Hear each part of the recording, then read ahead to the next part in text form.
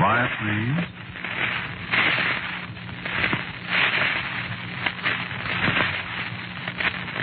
Quiet, please.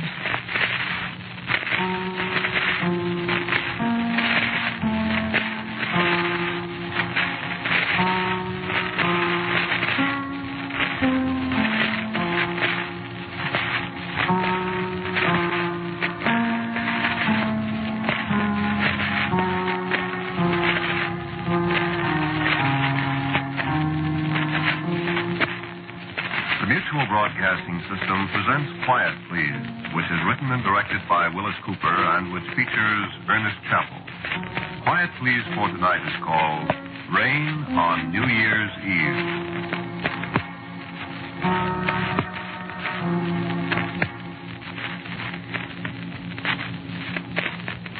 It's raining again.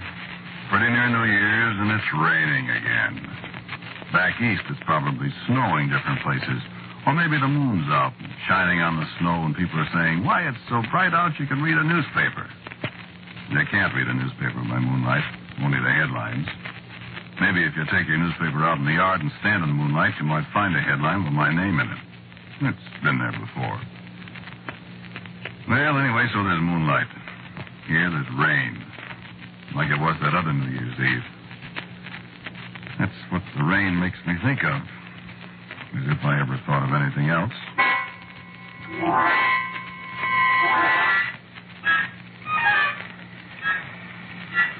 Listen to the rain.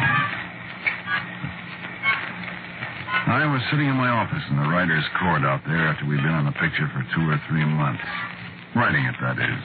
They'd been shooting for about 3 weeks, but I was still on the picture because we had a producer that couldn't make up his mind, and the director was one of those guys, sort of road company Hitchcock, you know. He makes the picture up as he goes along. Only there has to be a writer filed away someplace where he can find him when he runs out of ideas, which is not more than 11 times a day. So I'm dying. I go on the set and I find actors there I never heard of, speaking lines I never wrote, in scenes I couldn't figure out. Then the director would get me in a corner and put the arm on me. This thing doesn't seem to quite gel, old man. You know? And me and my little typewriter go to work to unscrew things while the overtime and the gin rummy games go right on. Great life, that. Well, so I'm sitting in my office and the rain is on the roof and the gas heater is frying my ankles while the draft from the window is giving my neck the deep freeze.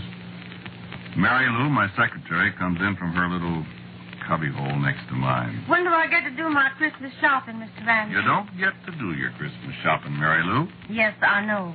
I didn't. What? Christmas was 2 days ago, Mr. Ramsey. Was? Well, Merry Christmas. Are we ever going to finish this picture, for heaven's sake? Well, I'll tell you, Angel. Mr. Doty, the great director, is getting $3,500 a week. I know it. And, my dear, Mr. Doty has not got $3,500 a week for a long, long time, see? Mm-hmm. So Mr. Doty, the great director, is going to make $3,500 a week just as long as he possibly can, and characters like us can, you know what. That man. I have a different word for him, sweetheart. But as I was saying, if we leave it to Mr. Doty, this here picture ain't never going to be finished. 100 years from now, somebody will come upstairs here and they'll find an old man with a long white beard speeding out the 59th revision of scene 456. And in the next room, a little apple-cheeked old lady. Oh, cut it out. Yeah. Oh, when are they going to finish it? No kidding. New Year's Eve. Well, maybe there'll be champagne and stuff on the set. Yeah, no doubt.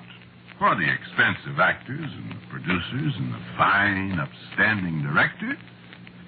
For you and me, a nice bottle of 60-cent claret imported from right over there on Ventura Boulevard. You're so funny. On the contrary. Well, I'm getting awful sick of this, Mr. Ramsey. We've had to work every single night for the last 4 weeks. Do you realize that? You kidding? Do I realize? Go get me some coffee, will you, kid? I gotta stay awake for Mr. Doty. Coffee. I bet you and I could be elected president of Brazil, all the coffee we've put away. Answer the phone. It's Doty. Well, we gotta be dignified. Oh, Lord. Mr. Ramsey's office. Who's calling, please? Oh, yes, Mr. Doty. He's here. I'm always here. Ramsey. Yes, Mr. Doty. What seems to be the trouble? I see. Yes, I see. But, Mr. Doty, Well, that'd mean rewriting practically all the... Well, yes, I know. I mean... But what do you gain that way? What? 2 monsters? Well, what's 2 monsters got that 1 monster hasn't? Oh, yeah, sure, but who scares who? Whom, I mean. But, Mr. Doty, I saw a picture once with 2 monsters in it, and it was silly. What? Oh, you directed it. I'll be right over. Skip the coffee, Mary Lou. 2 monsters? 2. Count them 2. And I'll lay you 6-2, and even by the time I get to the stage, you'll be hollering for 3. Take your raincoat. It's raining pitchforks. Maybe one of them will stab me.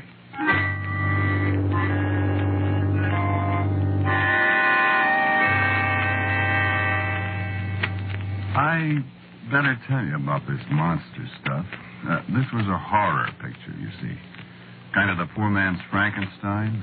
Yeah, they couldn't get Karloff, naturally, and they couldn't use the Frankenstein monster makeup because Jack Pierce over at Universal invented that. I guess Universal owned it. So they had me dream up a monster. And boy, did I dream one up.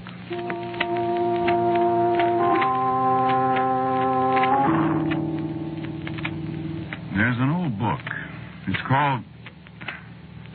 No, I guess I won't tell you what it's called. Well, you don't want to take those old books too seriously. So I kind of swiped this monster out of the book. Well, you'll never see the picture, I suppose, so maybe I better tell you a little about him. No, I guess I won't either. He was the most horrible monster I ever saw, no kidding. And what the makeup department did with my sketch and my description. Oh, boy. Just one thing I'll tell you about him, and you can figure out the rest for yourself. He didn't have any face. You take it from there. But don't kid yourself. He was a thing. They got Ollie Tharp to play the goon. Nice fella, quiet, always grinning, modest. Good actor. Last guy in the world you'd expect to play a monster. Oh, yeah, sure. Karloff did the Frankenstein thing, and he's the mildest-mannered guy in the world. I remember him on the Son of Frankenstein set years ago in his monster suit all gray and green, showing pictures of his new baby to people. That's a laugh. Well, I guess monsters are human sometimes, huh? Yeah, maybe humans are... Yeah. Well, all right. I spend 3 hours listening to Mr. Doty run off at the mouth with the whole company having the screaming memes over all this nonsense. It's 5 minutes to 12 when he finally decides to quit and everybody goes home. They're all burned at Doty, but they'll wake up in the morning and remember the overtime and they'll feel better. Me? Writers don't get overtime. So I get back to the writer's court and the light's burning in the window and Mary Lou is snoring away with her face in a stack of carbon paper. She wakes up and asks me a question. How many monsters now? We got 4 now, say, including me.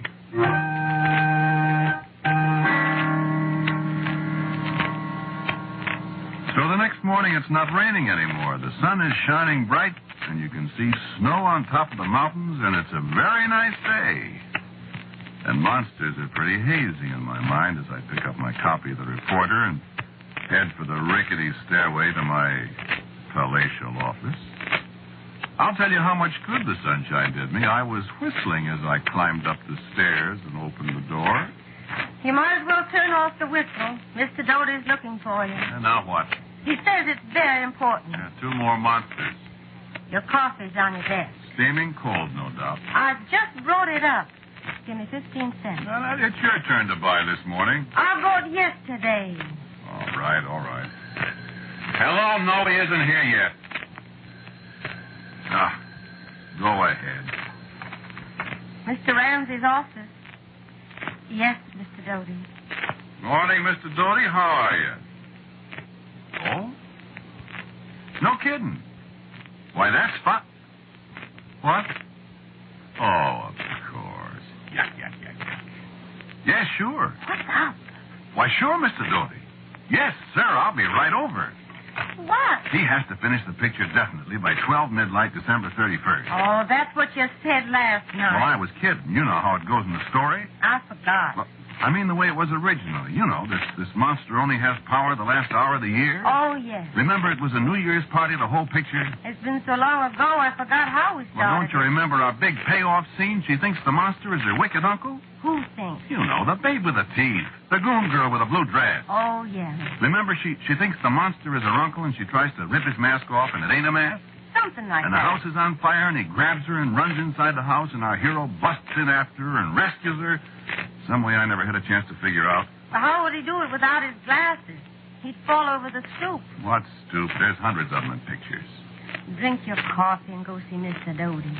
Maybe he's changed his mind. I can't change his mind. The front office put the big fat arm on him, or else. Whoopee, baby, 3 days and we can sit down and rest. Away from this place. You can say that again. Tell him I ain't here.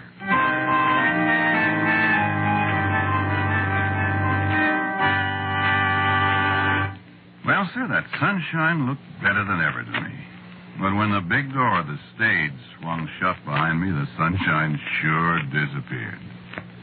Well, Mr. Doty was an unhappy man. Well, 3 more days and there wouldn't be any more of those $3,500 is. And he didn't like it a little bit. And guess who he took it out on? This is the worst story I ever had to work with. It positively smells I bad. didn't say. It's your story, Mr. Doty.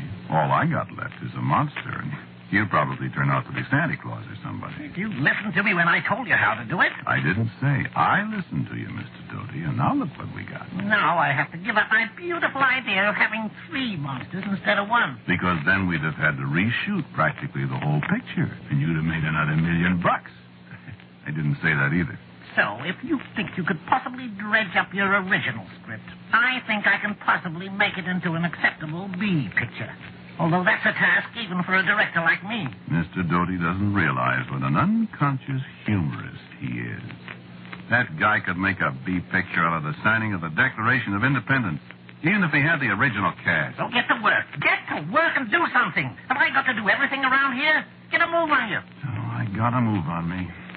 Even if you think I disliked that guy up to now. What? He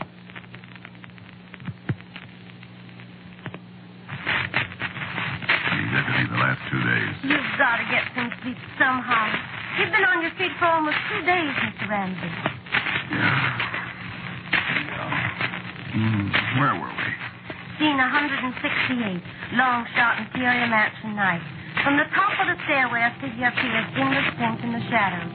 We sense, rather than see, the twisted evil form of the monster as he peers over the balustrade. From the foreground right, the butler appears and starts slowly up the stairway. As he reaches the 4th or 5th step, the camera starts to move in to follow him. We cram up the stairs, and the camera holds on the last 3 steps as the butler reaches the top. Cut to... Hey, wake up. I'm sorry. Where were we? Ramsey, you've got to get some sleep. Lie down for 10 minutes. Yeah, I'd sure like that. Mr. Ramsey's off. I'm not here. Yes, Mr. Doty. All right. Hello? Yes? Sure.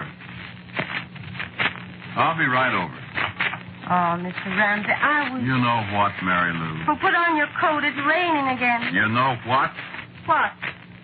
I wish I was a monster.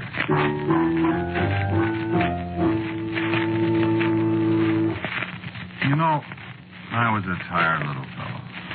I didn't have any Thanksgiving. I ate a bent ham sandwich in my office that day because Mr. Doty had to have 3 new scenes Friday morning. He called me at the office to see how I was doing. He just finished his Thanksgiving dinner. I didn't have any Christmas. I locked the door of my office and baked my brains out on a whole new sequence Mr. Doty had thought up. All around me, people were drinking whiskey and chasing each other through the corridors and up and down the stairs. I didn't have any Sundays, and I didn't have any evenings. I, my friend, damn near lost my mind. All the time, Mr. Doty. Wow. Heck, no wonder that by New Year's Eve I was ready to hire a man with a cleaver to extirpate the guy. But I didn't. Nope, I sure didn't. At 9 o'clock, he called me over to the set again. Could I rewrite some dialogue? Well, I crossed him up on that one. I threw out the hash he'd made of my original dialogue and substituted what I'd originally written. It played okay. After 7 different takes, all exactly alike. I went back to my office in the rain. Mr. Ramsey's office. Yes, Mr. Doty. Yes, Mr. Doty. I'll tell him. Mr. Ramsey. I heard you. He needs you right away again. Okay. You poor thing. Only another couple hours. Hope I can take it. Take your raincoat. It's raining cats and dogs. You're telling me. That time it was a little piece of action he couldn't get through his ivory head. I explained it in words of one syllable, carefully avoiding the 4-letter ones. He thanked me, old boy, and I went out into the rain again. Rain. Oh, what rain in California can do to you. I heard of a fellow that jumped into the Los Angeles River once after a week of rain. Ordinarily, he'd break his ankle, but he drowned. You know, it just comes down steadily. Well, I know I could probably be a lot more graphic than that, but that's all there is to rain in California. It comes down steadily. Ice cold. Steadily. Yeah. Of course, it always stops about the time you've decided to start out on foot for the east. The sun shines and poinsettias bloom and the hills are green. Oh, man, it's wonderful. I guess they have the rain like hitting yourself on the head with a hammer. It feels so good when you stop. Yeah, that's a bum gag, but I was a pretty beat-up character. 3 more times that New Year's Eve. In the rain. The guy getting meaner and meaner each time. Well, at least it was going to be over pretty soon. It was 10 minutes to 11 when I came into the office and Mary Lou took my coat from me. You've just got to get a little sleep, Ramsey. Now, you sit down at your desk and put your head down and catch 40 winks. Thanks, Mary Lou. Oh, if I had to see that man just one more time tonight, I would be responsible. I'm not kidding. I know. You go to sleep. Well, kid, you're as all in as I am. Well, at least I don't have to face him. He's got to stop at midnight. As soon as he's through, should you and me go someplace and have a New Year's drink? I don't know whether I could keep awake. Well, let's try, huh? Okay. Anybody ever tell you you're a nice gal? Couple of people. I could marry a gal like you. Don't kid people, Ramsey. I'm not. See how you feel when you wake up. I think I love you. I wish you meant that, Ramsey. I do. Kiss her from me tonight. Ramsey, you're sweet. Kiss me goodnight.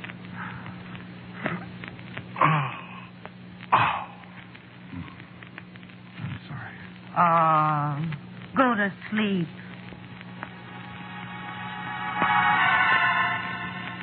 So I went to sleep. And I dreamed. Even when I was asleep, I couldn't get that guy Doty off my mind. I dreamed I was on the set. I dreamed they were shooting the last scene, the one where the monster comes closer and closer to the camera till that head of his without any face fills the whole screen. You know how it is in dreams. You're here. And then all of a sudden you're there, and you're one guy, and then you're another, and it's all mixed up. Yeah. I could see the set, and I could hear Doty call out. Rolling. Exit. Then I could see this faceless monster coming out of the shadows. Slowly, right up to the camera where George Robinson was standing, as tired as everybody else. And I thought to myself, if the audience had any idea that little old milquetoast Allie Tharp was inside that monster rig, they'd bust. And in the dream, I saw Dodie jumping up and down in one of those silly rages of his, and he yelled, Cut! Get back there right over. You've got about as much minute as Ramsey over there. even in my dreams, he was picking on me. And so they started all over again. My dream got kind of mixed up all right there, and I sort of seemed to be following the monster, because I could see Dodie's face right in front of me as the monster moved in. When Dodie yelled, cut again, the monster and I didn't stop. I just sort of seemed to follow him right on, farther and farther. I saw the monster's big, hairy hands grab Dodie, and Dodie screamed, and the monster's hands were fumbling at Dodie's neck. Dodie was fighting, and I saw Dodie bite the monster's hand. It was so real I could almost feel it. And then everything got black in my dream, and there were a lot of bells ringing, and that's what woke me up. So I raised my head, and of course, there I was in my office. And I pulled myself out of it a little, and I knew what the bells were. They were bells ringing in the new year. The rain was hammering on the roof, and it was tomorrow. So I got up and hollered for Mary Lou. Mary Lou! Hey, Happy New Year, Mary Lou. And she didn't answer. I stepped through the door into her little office. And she was lying on the floor behind her desk. And the look on her face was something I never want to see again. It was a look of the most awful horror anybody could imagine. The kind of look you'd expect to see on the face of someone who'd been literally frightened to death by a monster who had no face at all.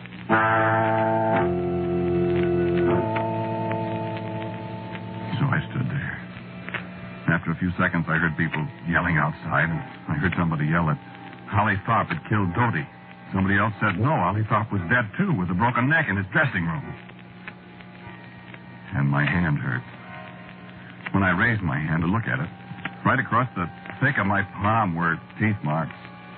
Deep, bloody teeth marks where Dodie had bit me when I strangled him.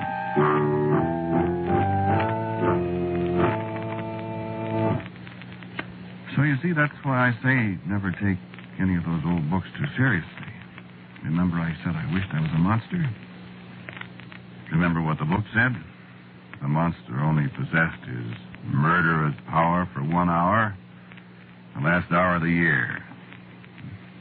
New Year's Eve again, and it's raining. Got anybody you want murdered?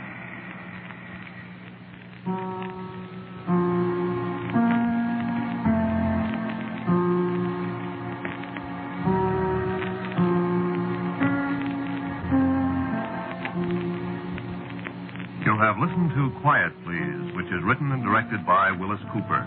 The man who spoke to you was Ernest Chappell. And Muriel Kirkland was Mary Lou. Pat O'Malley was Dodie. Music for Quiet Please is composed and played by Albert Berman. Now, for a word about next week's Quiet Please, here is our writer-director, my good friend, Willis Cooper. I have a story for you next week about a man who was haunted. It's called The Little Visitor. And so, until next week at this time, I am quietly yours, Ernest Chappell.